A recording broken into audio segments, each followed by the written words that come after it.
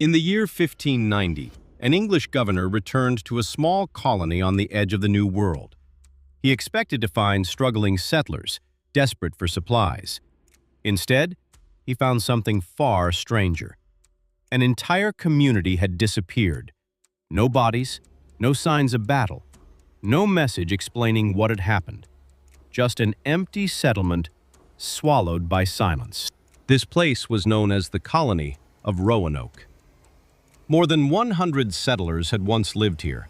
Families, craftsmen, farmers, and children who had crossed the Atlantic in search of a new life.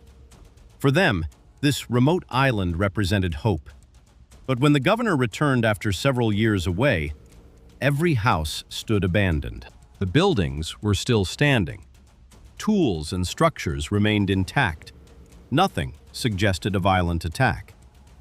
But there was one disturbing detail. Carved into a wooden post was a single word: CROATOAN. No explanation, no indication whether it was a warning, a location, or the final message of a disappearing colony. Over the centuries, historians proposed many explanations.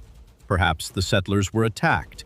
Perhaps starvation forced them to abandon the colony. Some researchers believe they joined nearby native communities and slowly blended into the local population. But here lies the strange part.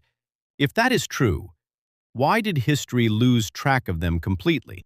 The disappearance of Roanoke raises a deeper question. History often feels permanent, but in reality, large pieces of the past simply vanish. Records disappear, communities collapse, entire groups of people can fade from memory, leaving only fragments behind.